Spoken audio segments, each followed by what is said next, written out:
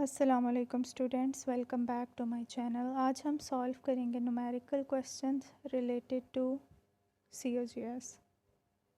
ये question show हो रहा है, it is about metro manufacturing company. Monthly cost का डाटा यहाँ बताया गया है। सबसे पहले हम गिवन डाटा को एक्सट्रैक्ट कर लेंगे कि इस सवाल में क्या क्या चीज़ें हमारे पास गिवन हैं।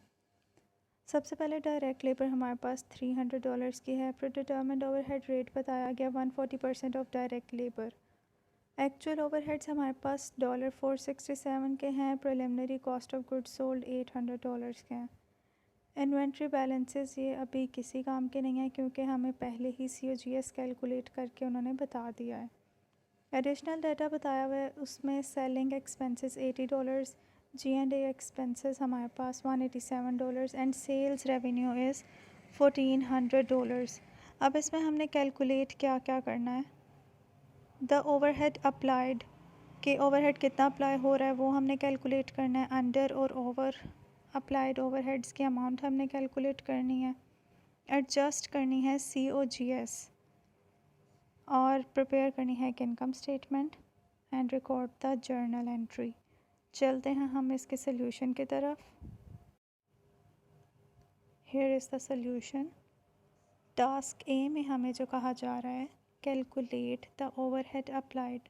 ओवरहेड अप्लाइड हमने कैलकुलेट करना है। ओवरहेड अप्लाइड का फॉर्मूला हमारे पास जो है that is pre determined rate multiply by direct labour. Pre determined rate हमें क्वेश्चन में बताया गया है, वो हमारे पास 140% है। उसे मल्टीप्लाई करना है डायरेक्ट लेबर से। उसकी कॉस्ट हमारे पास $300। 140% को $300 से मल्टीप्लाई किया, हमारे पास आंसर आएगा $420। तो ओवरहेड अप्लाइड हमारे पास 420 होगा। बी पार्ट में क्या कहा जा रहा है, आइडेंटिफाई द अंडर और over applied overhead amount. Under और ओवर अप्लाइड ओवरहेड्स को कैलकुलेट करने के लिए इन दोनों का एक्चुअल और अप्लाइड का डिफरेंस लेंगे, और अगर एक्चुअल अमाउंट हमारे पास ग्रेटर होगी तो हमारा ओवरहेड अंडर अप्लाइड होगा। अब यहाँ पर हमारे पास एक्चुअल अमाउंट 467 थी, अप्लाइड की अमाउंट हमारे पास 420 थी। इन दोनों का डिफरेंस हमारे पास 47 आया। That is under applied because actual overheads was greater than applied overheads. Part C में एडजस्ट करनी है COGS को। अब एडजस्टमेंट में हमने अगर अंडर अप्लाइड हमारे पास ओवरहेड आया है तो उसको हम COGS में ऐड करेंगे। प्रिलिमिनरी COGS जो हमारे पास प्रिलिमिनरी COGS था उसकी कॉस्ट हमारे पास थी 800।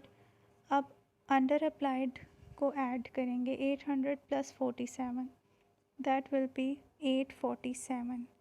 तो ये हमारे पास होगी रिवाइज्ड COGS। डी पार्ट में इनकम स्टेटमेंट बनानी है हमने। इनकम स्टेटमेंट कैसे बनेगी, सेल्स में से COGS जो एडजस्टेड अमाउंट होगी जो हमने अभी कैलकुलेट की है उसको हम माइनस करेंगे तो ग्रॉस प्रॉफिट आएगा 1400 माइनस 847, वी गेट 553।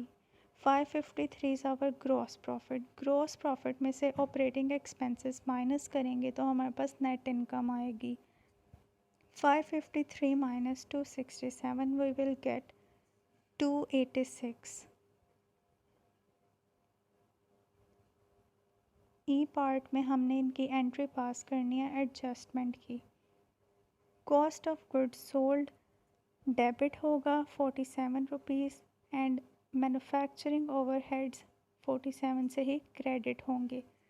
ये एंट्री ओवरहेड का डिफरेंस एडजस्ट करती है। तो स्टूडेंट्स इस तरह स्टेप बाय स्टेप हमने overhead applied, under applied difference, revised COGS और पूरा इनकम स्टेटमेंट सॉल्व कर लिया। आप भी अपने एग्ज़ाम्स में इस फ़्लो को फॉलो करें, फार्मूला लिखें, डिफरेंस कैलकुलेट करें और फिर स्टेटमेंट्स प्रिपेयर करें।